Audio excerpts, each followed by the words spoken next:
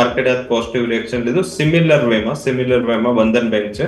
બંધન બેંકને ઘણું મોટું હેંગઓવર રહ્યું. HDFC પહેલા તો એકવાર કરો સ્ટેક, પછી HDFC બેંકનો સ્ટેક આવે એટલે HDFC બેંકે, કારણ કે આ બંને બેંકમાં કોન્ફ્લિક્ટ ઓફ ઇન્ટરેસ્ટ થાય. હવે એના હિસાબે એમને સેલ કર્યા, એના હિસાબે એક પ્રભાવ ત્યાં નકારાત્મક પડ્યો.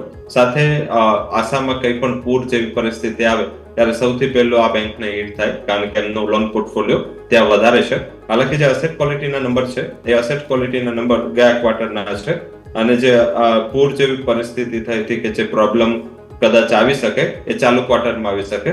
એટલે બહુ ઓપ્ટિમિઝમ કદાચ ના રાખી શકાય કે આ જે અસેટ ક્વોલિટી છે એ કેટલી સસ્ટેન રહે.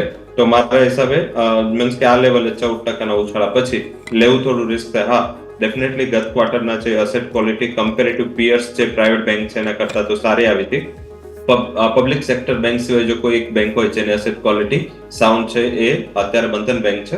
પણ આ જ ઇસ્યુ કદાચ નેક્સ્ટ ક્વાર્ટરમાં રહેશે. કદાચ આ સારી એક્સપેક્ટેશનથી સ્ટોક હજી કદાચ એકાદ દિવસ રનઅપ થઈ જાય, પરંતુ જે ચાલુ ક્વાર્ટરમાં અને ચાલુ જે અત્યારે પરિસ્થિતિ છે, અત્યારે ત્યાં પૂરની પરિસ્થિતિ હતી અને ફરીથી ત્યાં જો ક્રેડિટના લોસ થાય તો મારા હિસાબે બંધન બેંક માટે આ લેવલે સસ્ટેન કરવું થોડું મુશ્કેલ થાય. તો તમે શું કરો, જે લોકો એક્ઝિસ્ટિંગ ઇન્વેસ્ટર છે એ 239 થી 242 ના ટાર્ગેટ માટે હોલ્ડ કરે. નવી ખરીદીની હાલના તબક્કે સલાહ નથી.